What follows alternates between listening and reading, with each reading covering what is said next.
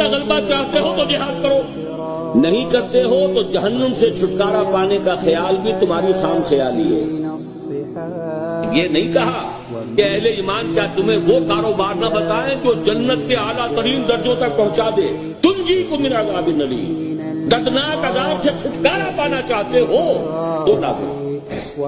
اے نبی ان سے کہہ دیجئے اگر تمہیں اپنے باپ اور اپنے بیٹے اور اپنے بھائی اور اپنی بیویاں یا بیویوں کے لیے شوہر اور اپنے رشتہ دار اور وہ مال جو تم نے بڑی محنت سے جمع کیے ہیں اور وہ تجارت جس کی کساد کا